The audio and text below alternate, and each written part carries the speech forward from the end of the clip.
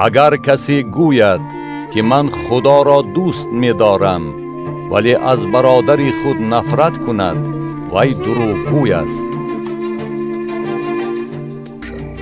حکم من این است که یکدیگر را دوست دارید چنان که من شما را دوست داشتم.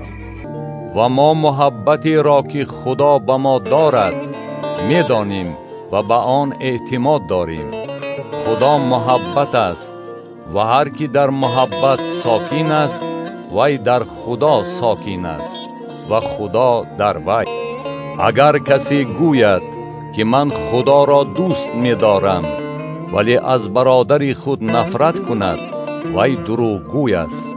زیرا کسی که برادری خود را که دیده است دوست نمی دارد چگونه می تواند خدا را که ندیده است دوست بدارد؟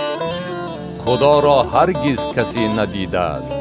اگر ما یکدیگر را دوست داریم خدا در ما ساکن است و محبت او در ما کامل است.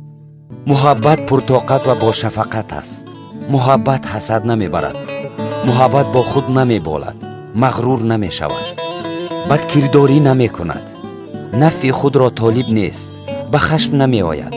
به دل کینه نمی گیرد. از ظلم شاد نمی شود بلکه از راستی خرسند می شود. همه چیز را روپوش می کند. به همه چیز باوری دارد. به همه چیز امید می بندد. به همه چیز تاب می آورد. محبت هرگز خاتمه نمی یابد گرچنده که نبوت ها خاتمه خواهد یافت. زبان ها خاموش خواهد شد و دانش باطل خواهد گشت. با تمام ملائمت و فروتنی و پرصبری یکدیگر را در محبت تحمل نمایید.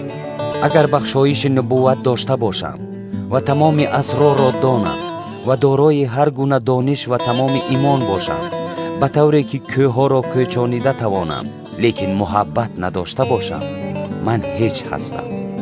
بگذار همه ای کارهای شما با محبت به جا آورده شود. حالا این سه چیز باقی میماند: ایمان، امید، محبت.